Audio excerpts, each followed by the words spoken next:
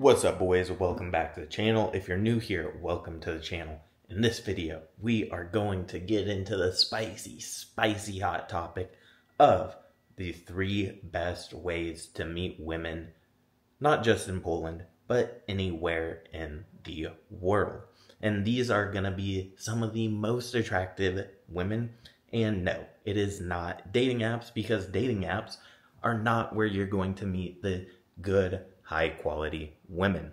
So, with all that said, let's get into this video. But first, smash the like button. Costs you nothing, means the world to me. Really helps me out with the algorithm. Now, with all that said, let's go ahead and get into the topic. And I actually have a very special term for this, and it is called the CFW Formula, all right? And so I'm going to explain to you what this is. Now, first and foremost, I want to give a little bit of context that this is my personal favorite way to meet high-quality women who are not, well, let me just say, high quality, different for everybody. And for me, high-quality women are going to be the most attractive women, the most feminine. They're gonna be in shape. They're probably not gonna be single moms, and for the most part, under about 26 years old, okay? So with all that said, let's get into the C. And the C is actually very, very simple. It is cafes. So many of you know I love me a good old cafe. And first and foremost, you can spend a ton of time at cafes, especially if you work from your computer like I do. So depending on my work for that day, I spend quite a bit of time at cafes. And it lends itself to being able to meet and approach many different women, because let's say you're there for, I don't know, 2 hours, 4 hours, assuming you're not on like Zoom meetings or something like that. Well, you're going to come in contact with a lot of different women. And depending on where you are in the world, most of these women are going to be fairly attractive. Now, obviously, they're not all going to be extremely attractive, but it is a great way to find attractive women who likely aren't on dating apps. And if they are on dating apps, if you meet them through different methods, okay. Let me just tell you a quick story. So I know some people who do sugar dating. P for P kind of. Well, I guess it's not P for P, but sugar dating, all right? And they were telling me that they've asked some of the women that they have sugar dated with, so do you only sugar date? Or if someone approaches you on the street, do you make them do pay per meet or what may have you? And the girls say, no, if we meet in a natural setting, then they don't have to pay for it. And some of my friends were like, it's kind of messed up that we pay for something that someone else gets for free. But then they also said that since they don't pay, they are subject to, a little more rigorous of a dating process. So things are going to be a little bit slower. And frankly, if a woman, unless she is really feeling that guy, she's probably going to put the sugar daters at the top of the heap, because obviously they are probably funding their lifestyle to some extent. And so that was one thing some people have told me, was that it sucks that I choose to pay, I guess. Well, not me personally, but the people I was talking to, that they choose to pay for something that other people could get for free. But at the same token, if that person, the guy who's willing to pay, wants to see a woman on a day that she has another date with someone else, she might cancel that date on that guy. In fact, people told me that they do cancel dates on the guy who is getting it for free, because they essentially need to run their sugar baby lifestyle like a business. So if there's a paid opportunity, and let's just say this guy is willing to pay $1,000 per meet, and he's getting ready to leave the country or go somewhere else or what may have you, then she doesn't know when that next opportunity might come by, blah, blah, blah. And so that is one thing to be aware of. You will occasionally run into some of these same women at a place like a cafe, but you can get it for free. And in general, I think, especially if you're like relying on dating apps or things like that, it's just so much harder. The barrier to entry is so much higher, and you really have to have like a really solid profile and pictures and all that stuff where, depending on how you look and your social skills, meeting someone in person is just superior because you can get that immediate vibe and you really don't have to play any games.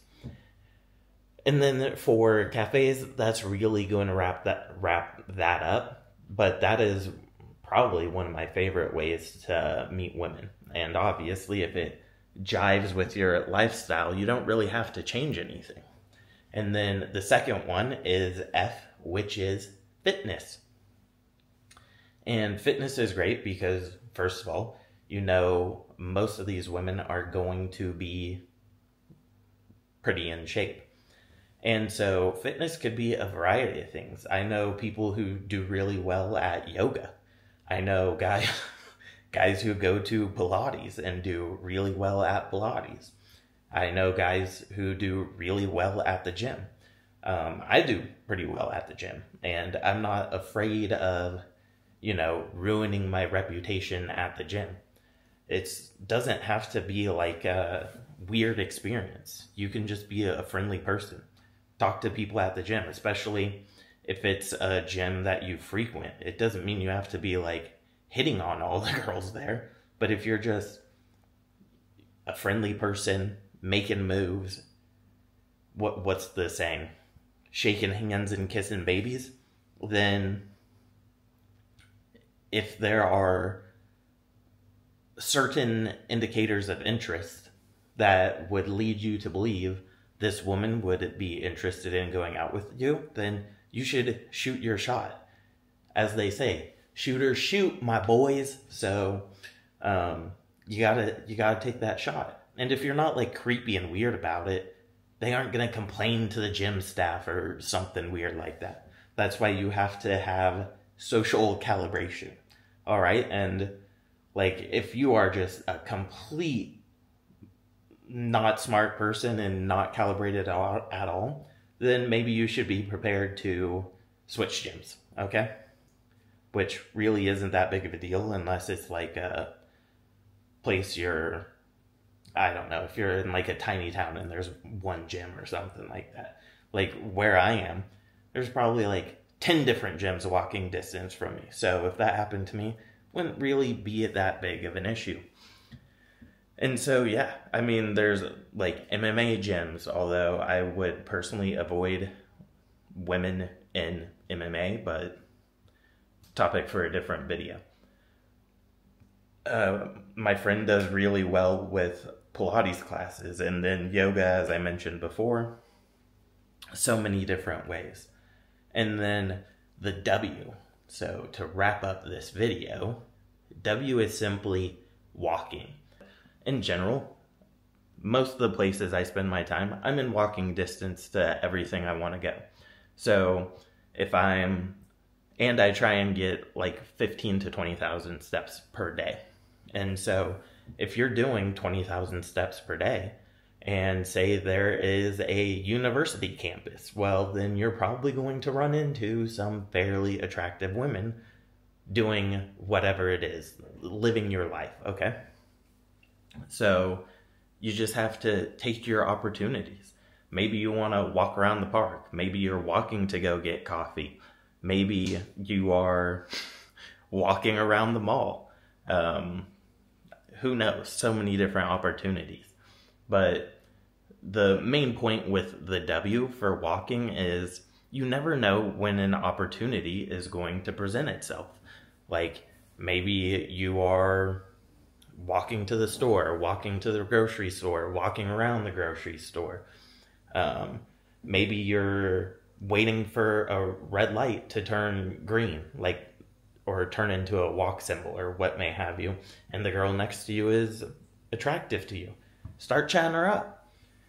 And for me, and I should also say that social circle, probably the best thing, but I'm assuming that social circle is not an option for the people watching this video.